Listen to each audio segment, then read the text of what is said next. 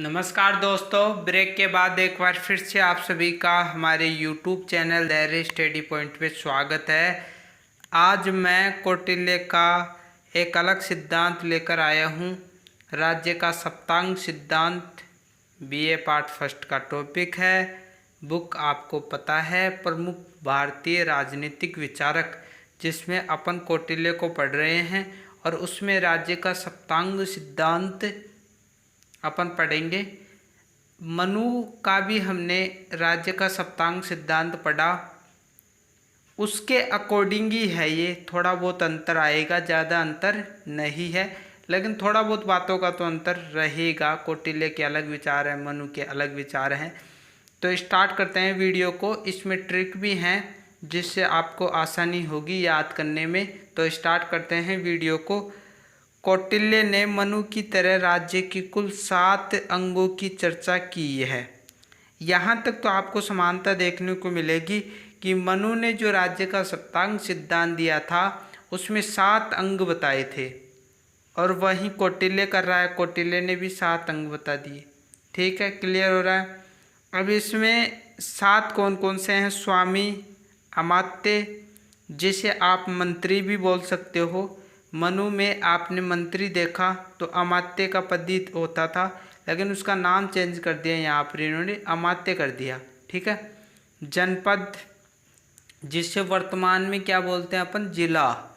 जिले को उस टाइम क्या बोलते थे? जनपद। और जो महाजनपद होता था उसको राज्य बोला जाता था। चौथा है दुर्ग, पांचवा है कोष, छठा है दंड और सातवां है मित्र। अब आपको है ना जो समझ में नहीं आया होगा, क्योंकि ये शब्द है ना जो याद करने में बहुत दिक्कत आती है, इसलिए मैंने ट्रिक बनाई है। सबसे पहले अपन इन 4 को याद करेंगे, क्योंकि मैं आपको पढ़ा रहा हूँ और यदि आपको समझ में नहीं आता तो मेरे पढ़ाने का कोई मतलब है नहीं। इसीलिए जब तक मेरे बात में कोई भी चीज़ मेरे क्लियर नहीं होती है तो मेरा मन नहीं करता आपको पढ़ाने का। इसलिए मैं 2-3 दिन में क्लासें लेकर आता हूँ आपके लिए।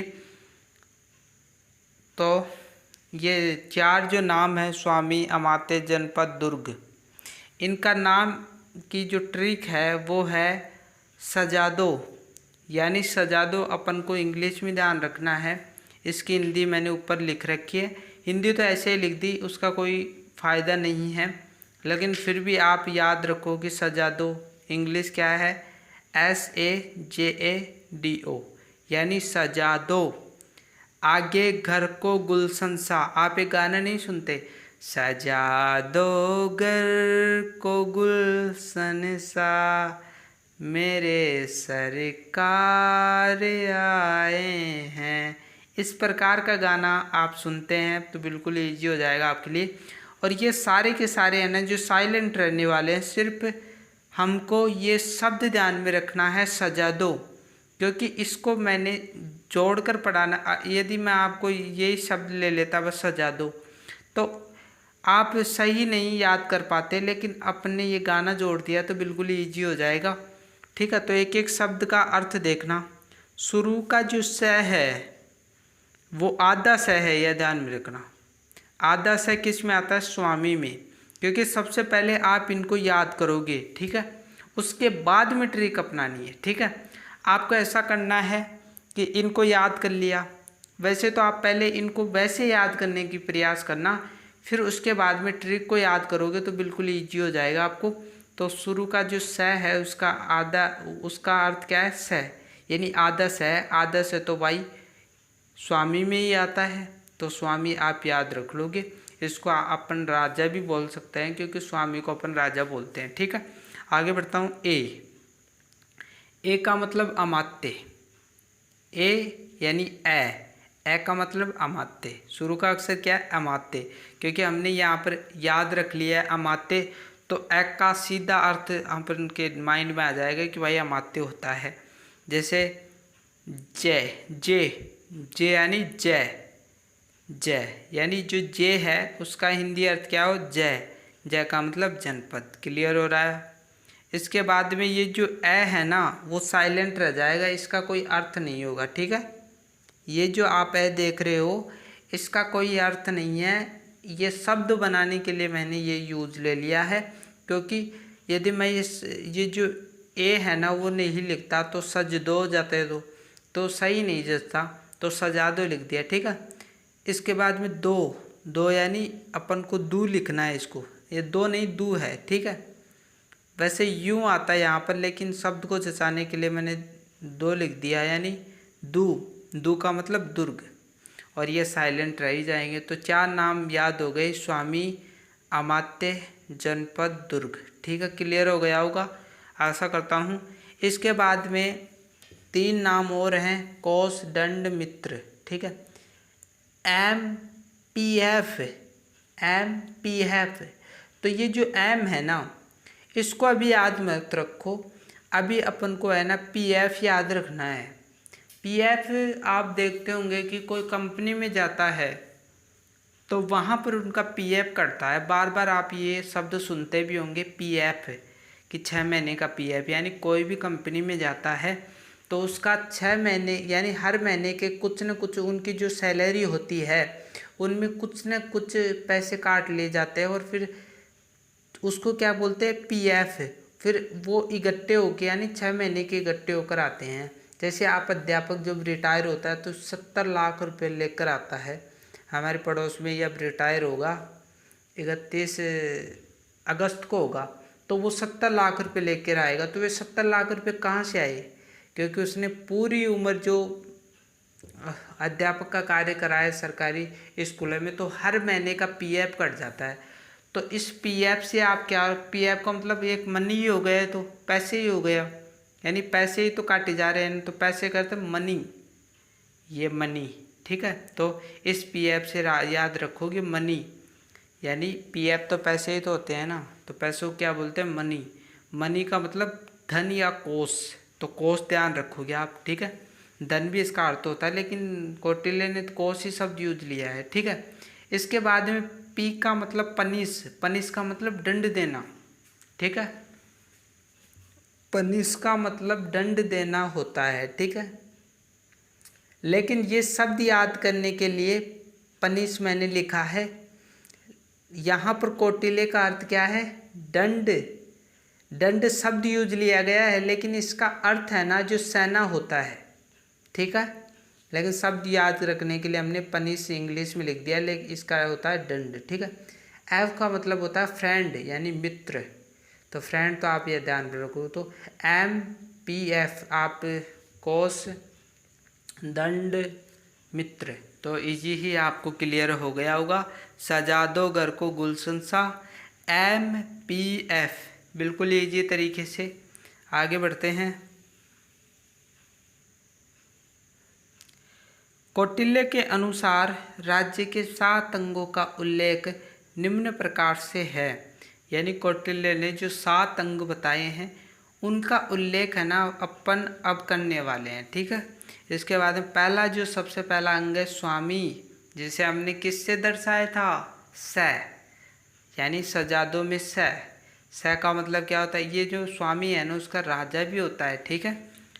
कौटिल्य ने स्वामी को राज्य के अंगों में सबसे ऊंचा स्थान दिया है, यानी जो स्वामी जो है ना राजा है, कौटिल्य ने सबसे ऊंचा स्थान दिया है इन 7 अंगों में, और देना भी चाहिए, क्योंकि कोई भी जो राज्य होता है उसमें जो राजा होता है, स्वामी होता है, वो सबसे ऊपर होता है।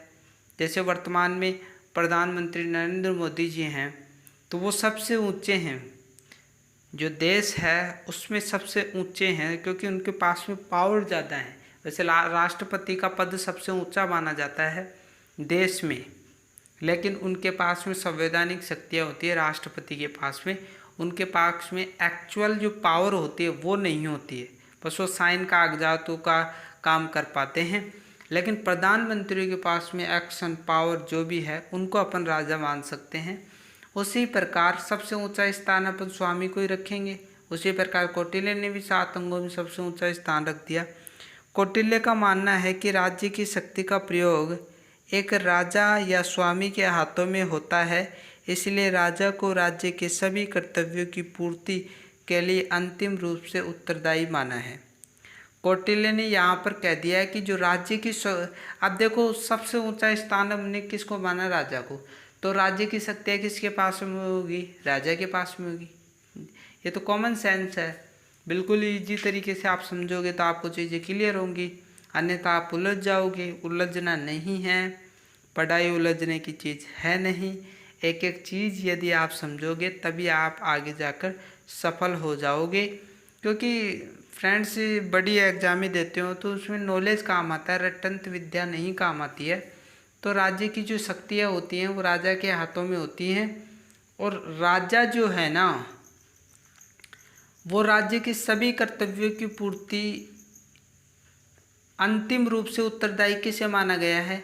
यानी राज्य के सभी कर्तव्यों की पूर्ति करने वाला अंतिम रूप से उत्तरदायी कौन है? राजा है, क्योंकि राजा को आपने शक्ति दी है तो अंतिम रूप से जो भी वो कार्य करेगा अंतिम रूप से वो उत्तरदायी माना जाएगा। यदि राजा ने कोई गलती कर दी है तो मंत्रियों को डांट नहीं पड़ेगी, उसको राजा को ही पड़ेगी। इतिहास में आप देखते होंगे कि जो भी राजा हुए हैं यदि कोई गलती कर दी, चाहे उसके मंत्री ने ही कर दी हो, लेकिन उसको फटकार लगाई गई है राजा को, क्योंकि उसके पास में समस्त शक्तियाँ हैं। जैसे मान लीजिए प्रधानमंत्री नरेंद्र मोदी जी की गलती नहीं है और उनकी जो कैबिनेट मंत्री मंडल है और मंत्री परिषद है उसमें से किसी ने रूल बनाने में गलती कर दी तो सुनना किसको पड़ेगा? प्रधानमंत्री नरेंद्र मोदी, क्योंकि अंतिम रूप से उत्तरदायी तो वो ही हैं। उसी प्रकार राजा भी अंतिम रूप से उत्तरदायी माना जाएगा। आगे देखो, कौटिल्य का मानना है कि एक राजा अपने कर्तव्यों को पूरा तभी कर पाएगा जब उसे एक अच्छी शिक्षा व लड़ाई का प्रशिक्षण दिया जाए। यानी यहाँ पर देखो विशेष बात ध्यान में रखना कि अब आपने है ना जो राजा को समझ शक्तियाँ सौंप दी, लेकिन एक डोंगी राजा को आपने यदि साम्राज्य दे दिया तो पूरे साम्राज्य को, पूरी जनता को उसका सबक मिलेगा। यानी जनता त्राही त्राही करने लग जाएगी। क्यों? क्योंकि आपने एक शिक्षित वह लड़ाई या युद्ध प्रशिक्षण दिए जाए, यानी प्रशिक्षण दिए बिना ही किसी को आपने राजा बना दिया तो वो सही बात नहीं है और उसका परिणाम आपके राज्य को भुगतना पड़ेगा। इसीलिए यहाँ पर कौटिल्य कहता है कि राजा ऐसा होना चाहिए जिसको शिक्षा भी हो और युद्ध कला का ज्ञान भी हो। प्रशिक्षण का मतलब यानी सब कुछ सीखा हुआ, शिक्षित, हर चीज़ में पारंगत।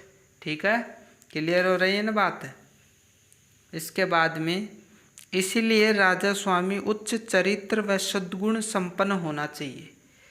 उच्च चरित्र होना चाहिए उसका, भोग विलास में डूबा हुआ है ऐसा राजा हमें नहीं चाहिए। उसका चरित्र अच्छा होना चाहिए, दयालु होना चाहिए, ताकि वो जनता का भला कर सके। यदि वो क्रूर है चरित्र से तो क्या आपका भला कर पाएगा? नहीं कर पाएगा। सद्गुण यानी हर गुण उसके अंदर संपन्न, उसके अंदर होने चाहिए।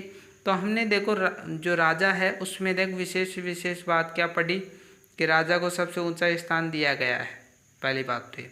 दूसरी बात, राज्य की समझ शक्तियाँ किसके हाथों में सौंप दी गई? राजा के हाथों में, और यदि गलत होता है तो अंतिम रूप से वो ही उत्तरदायी माना जाएगा।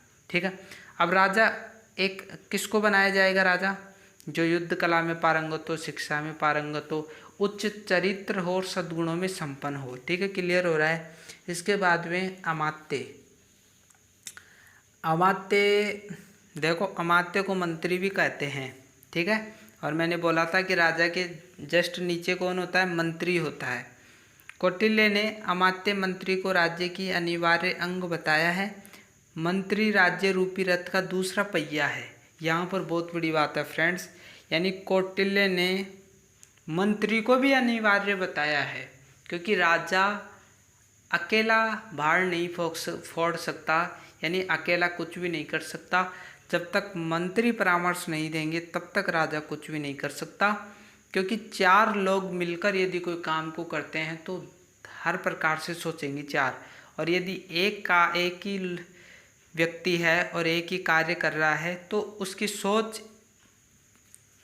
एक व्यक्ति की तो सोच ही ना हुआ। वहाँ चार लोग कार्य कर रहे हैं तो चार लोगों की अलग अलग तरीके से दिमाग लगाएंगे कि इस कार्य को कैसे करें। तो यहाँ पर मंत्री का भी रोल इम्पोर्टेंट माना गया है। और राज्य रूपी रथ का दूसरा पहिया, ये पहिए हैं, पहला पहिया किसे मान लिया गया, फिर राजा को, दूसरा पहिया किसे माना, दूसरा पहिया यहाँ पर मंत्री को माना गया है। क्लियर ही हो रहा है आपको। आगे चलते हैं। कौटिल्य मनु की भांति अमात्य को राज्य का अनिवार्य अंग मानकर यह स्पष्ट कर दिया कि राज्य की समस्त शक्तियाँ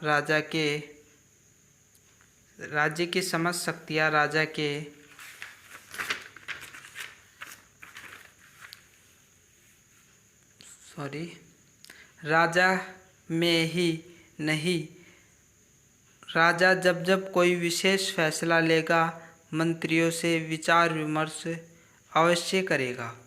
यहाँ पर फ्रेंड्स बिल्कुल ही स्पष्ट कर दिया है, जिस प्रकार आपने मनु में देखा था राज्य के सप्तांग सिद्धांत में कि राजा को तो शक्तियाँ दी गई हैं समस्त, लेकिन मंत्री को भी कुछ पावर हैं, ठीक है।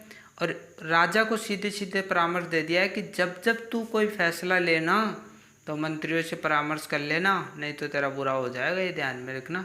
क्योंकि तू अकेला ही, तेरे पास में शक्तियाँ हैं तो तू अकेला ही तानाशाही नहीं बन सकता, मंत्रियों से विचार विमर्श कर सकता है। आपने फ्रेंड्स बहुत सारे नाटक होते हैं जो चंद्रगुप्त मौर्य पर भी आधारित हुए होंगे, आपने टीवी में भी देखा होगा कि वहाँ पर मंत्रियों से विचार विमर्श करता है। क्या ये चीज़ें अब लागू नहीं है, क्या अभी भी लागू है? प्रधानमंत्री नरेंद्र मोदी जी अपने मंत्रियों के साथ में विचार विमर्श करता है। जो भी कोई कानून बनाना है, कुछ भी करना है, तो अपने मंत्रियों का परामर्श लेता है। तो यहाँ पर भी वही बात है, एक वर्तमान से चीज़ें समझकर पढ़ोगे तो बिल्कुल ईजी हो जाएगा। इस कारण कौटिल्य ने गुणवान अमात्यों की नियुक्ति विशेष बल दिया है। अब ये भी नॉर्मल सी बातें हैं, क्योंकि कौटिल्य कह रहा है कि राजा के परामर्श के लिए विचार विमर्श मंत्रियों से करे। यदि मान लीजिए आपने मंत्री भी डोंगी चुन लिया, अब राजा क्या उससे परामर्श करेगा क्या? इसीलिए कौटिल्य ने कहा कि राजा भी गुणवान होना चाहिए और यहाँ पर अमात्यों की नियुक्ति भी गुणवान होनी चाहिए। अमात्य भी गुणवान अमात्यों की नियुक्ति पर विशेष बल दिया है, यानी सभी चीज़ों में पारंगत होने चाहिए, तभी तो राजा से विचार विमर्श कर पाएंगे, उनको अच्छे सुझाव दे पाएंगे। यदि आपने ढोंगी को बना दिया मंत्री, तो फिर वो ढोंगी बना देगा, फिर राजा को भी वो ढोंगी बना देगा। तो एक विशेष बात आप ध्यान में रखना, ठीक है। इसके बाद में जनपद, यानी वर्तमान में इसे कहोगे तो जनपद किसे कहोगे? जिले को कहेंगे, ठीक है। आगे चलते। कौटिल्य ने जनपद शब्द का प्रयोग राज्य की सीमाओं तथा उसमें निवास करने वाले लोगों के लिए किया है। यानी कौटिल्य ने जो जनपद जो शब्द है ना, वो राज्य की सीमा, दो बातें हैं, राज्य की सीमा और उसमें निवास करने वाले लोगों के लिए किया है। तो भाई साहब ये पूरी की पूरी आप सीमा देख रहे हो, ये पूरी की पूरी सीमा है, ठीक है। इसके अंदर जो लोग हैं वो लोग जनता है, तो सीमा के लिए जनपद का यूज और लोगों के लिए जनपद का यूज, ठीक है। तो एक प्रकार से जिला ही हो गया और सीमा और लोगों के लिए जनपद शब्द का यूज लिया जा रहा है, ठीक है। इसके बाद में जनपद की विशेषता देख लेते हैं कि क्या विशेषता है जनपद की, ठीक है। जनपद की विशेषता देख लेते हैं अपन। जनपद की विशेषताएं। जनपद, पहली विशेषता है जनपद ऐसी भौगोलिक परिस्थितियों में बसा होना चाहिए जिससे उसकी रक्षा आसानी से की जा सके। यानी फ्रेंड्स कोई भी जिला है वो ऐसी भौगोलिक परिस्थितियों में बसा होना चाहिए, यानी उसके आसपास या तो कोई जंगल हो या फिर पहाड़ों के बीच में स्थित हो या बड़ी बड़ी शिलाओं के बीच में स्थित हो, ऐसा यानी ऐसी प्रकृति में बसा होना चाहिए जैसे उसकी प्रकृति ही सुरक्षा करती हो, तभी तो सुरक्षा से आसानी हो सकेगी, उस पर कोई आक्रमण नहीं कर पाएगा। अब आप देख लो भारत को, भारत की रक्षा है ना प्रकृति करती है। कैसे? आप देखोगे कि उत्तर पूर्व में हिमालय है, आप देखोगे भारत के दक्षिण में हिंद महासागर है, आप देखोगे बस उसका खतरा किस तरफ है, ये जो अफगानिस्तान है, पाकिस्तान है, उस तरफ खतरा है, लेकिन अधिकतर समय है ना जो प्रकृति उसकी सुरक्षा कर सकती है, क्योंकि हिमालय को चीरकर कोई आ नहीं सकता। ठीक है। दूसरा है जनपद की भूमि उपजाऊ होनी चाहिए, जिससे थोड़े से परिश्रम से ही अन्न उत्पन्न किया जा सके। ठीक है। यहाँ पर दूसरी बात ये बोल रहा है कि भौगोलिक परिस्थितियाँ ही होना जरूरी नहीं है। वहाँ पर जो ये आप देख रहे हो, ये अंदर का जो भाग है, यहाँ पर भूमि है ना जो उपजाऊ होनी चाहिए, ताकि थोड़े से ही किसान परिश्रम करें तो अन्न उत्पन्न करने में कोई समस्या नहीं आए। आप एक ऐसी भूमि है जिसमें किसान परिश्रम ही परिश्रम करा जा रहा है और उत्पन्न कुछ हो ही नहीं रहा, ऐसी भूमि हमें नहीं चाहिए। जनपद की भूमि तो ऐसी होनी चाहिए कि उसमें आसानी से अनाज बोया जा सके। एक एक चीज़ क्लियर कर रहा हूँ।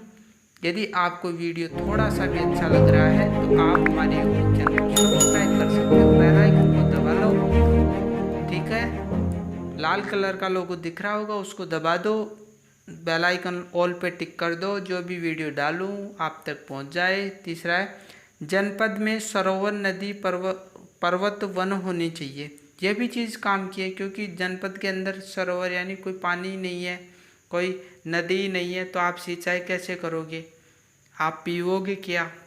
तो सरोवर, नदी तो होनी ही चाहिए, पर्वत भी होने चाहिए, वन भी होने चाहिए। वन भी यानी पेड़ पौधे जब तक नहीं होंगे तब तक आप ऑक्सीजन कहाँ से लोगे, तो अच्छा वातावरण होना चाहिए। ठीक है। तो विशेषता हमने देख ली जनपद की। अब चलते हैं अपन आगे। चौथा है दुर्ग, DO, सजा दो यानी दू, हमने ट्रिक देखी थी ना, दुर्ग। कौटिल्य के अनुसार सुरक्षा की दृष्टि से दुर्ग महत्वपूर्ण है। राज्य की सीमा पर 4 दुर्गों का निर्माण किया जाना चाहिए। यहाँ पर देख लो, कौटिल्य ने दो जो सुरक्षा के लिए है ना दुर्ग को इम्पोर्टेंट माना है, और वो ये कहता है दुर्ग कहाँ पर बने होने चाहिए, जो आपके राज्य की जो सीमा है उस पर बने होने चाहिए। 4 दुर्ग। 4 दुर्ग क्यों लिए, क्योंकि 4 दिशा हैं, तो 4 ही दुर्ग मान लिए कौटिल्य ने। ठीक है। जैसे ये आपकी राज्य की सीमा है, इस पर आपने उत्तर में दुर्ग बना दिया, दक्षिण में दुर्ग बना दिया, पूर्व में दुर्ग बना दिया, पश्चिम में दुर्ग बना दिया। तो इस प्रकार 4 दुर्गों का निर्माण राज्य की सीमा पर ही होना चाहिए, ताकि इन दुर्गों की सहायता से बाहरी जो भी आक्रमण हो उसकी रक्षा की जा सके। यदि मान लीजिए यहाँ से आक्रमण हो गया तो इसको यहाँ सल्ट लेगा, यदि यहाँ से भी कोई आक्रमण होता है तो ये दोनों सल्ट लेंगे, यहाँ से कोई आक्रमण होता है तो दोनों सल्ट लेंगे। तो इस प्रकार 4 बताता है। और 4 प्रकार के दुर्ग कौन कौन से हैं ये भी हमें ध्यान होना अति आवश्यक है। औदक दुर्ग, ऐसे दुर्ग जिसके चारों ओर पानी भरा हो। ये कोई दुर्ग है, इसके चारों ओर पानी भरा होगा, तो पानी भरे होने का मतलब ये है कि जो दुश्मन है उनको आने में बहुत ही कठिनाइयाँ होंगी, क्योंकि एक तो हाथियों की जो सेना है, घोड़ों की सेना है, उनको पानी के अंदर आने में बहुत समस्या होगी। आप देखोगे कि पता भी जल्दी चल जाएगा कि भाई कोई सेना है जो आक्रमण करने वाली है, क्योंकि आवाज़ पानी की सबको सुनाई दे जाती है। और जो अपन पैदल चलने वाले जो सैनिक हैं उनको भी आने में तकलीफ होगी। तो ऐसा दुर्ग होना चाहिए जिसके चारों ओर पानी हो। ठीक है। पार्वत दुर्ग, ऐसा दुर्ग जो बड़े बड़े पत्थरों से, ये तो पार्वत दुर्ग का मतलब ये तो आपको वैसे ही दिख रहा है कि पार्वत यानी पर्वत में क्या होते हैं, पत्थर ही पत्थर। तो ऐसे दुर्ग जो बड़े बड़े पत्थरों से बना हो, यानी दुर्ग के चारों ओर पत्थर ही पत्थर हो, बड़े बड़े शिलाएं, जिस पर कोई आक्रमण नहीं कर सकता हो, चढ़ने का कोई प्रयास नहीं कर सकता हो। ये दोनों दुर्ग राज्य की सुरक्षा के लिए उपयुक्त माने गए हैं। यानी औदक दुर्ग और पार्वत जो दुर्ग है वो राज्य की सुरक्षा के लिए डिजाइन किया गया है। ऐसे दुर्ग यदि होंगे तो राज्य की रक्षा आसानी से की जा सकेगी। आगे पढ़ते हैं।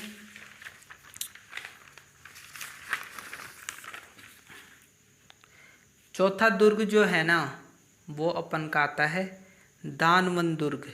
ठीक है। ऐसा दुर्ग जो मैदान में बना हो जिसमें जल व घास हो, यानी ऐसा दुर्ग जो समतल मैदान में बना हो और उसके चारों तरफ जल हो और घास भी हो, ताकि वो दुर्ग दिखे नहीं शत्रु को। ठीक है। वन दुर्ग, ऐसे दुर्ग जो चारों ओर दलदल और वृक्षों और झाड़ियों आदि से घिराव हो। अब देखो दलदल क्यों होना चाहिए दुर्ग के चारों ओर? क्योंकि दलदल में एक बार कोई फंस जाता है ना, तो वो फंसता ही चला जाता है अंदर। वृक्ष होंगे तो बहुत कठिनाई होंगी, झाड़ियाँ होंगी तो उससे भी कठिनाई होंगी। तो ऐसा दुर्ग होना चाहिए। अब ये दोनों दुर्ग किस लिए काम में लिए गए हैं? ये दोनों दुर्ग संकट के समय राजा इनमें छिप कर अपनी रक्षा कर सकता है। ठीक है, क्लियर हो गया होगा। पांचवा चलते हैं, कोष यानी मनी। कौटिल्य ने राज्य के कार्यों को पूरा करने के लिए कोष यानी धन को महत्वपूर्ण माना है। यानी आपको कोई भी कार्य करना हो तो धन की आवश्यकता पड़ेगी।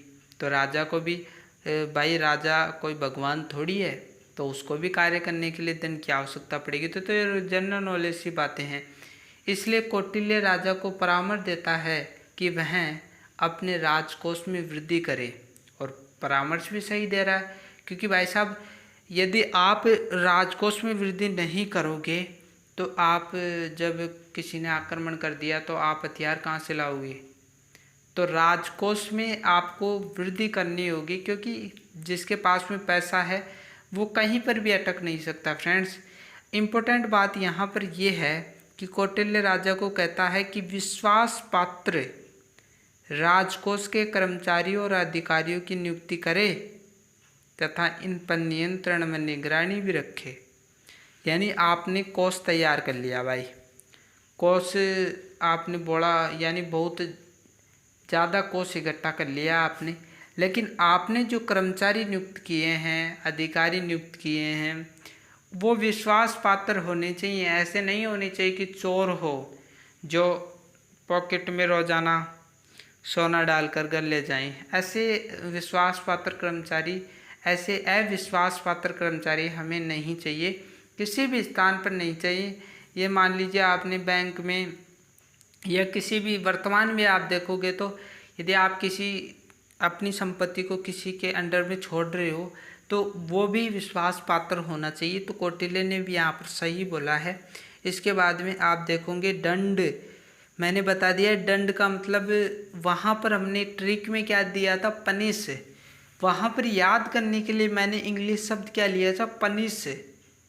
लेकिन पनिश मैंने याद करने के लिए लिया था, लेकिन यहाँ पर दंड का अर्थ किसी को मारना नहीं है, यहाँ पर उसका अर्थ है सेना।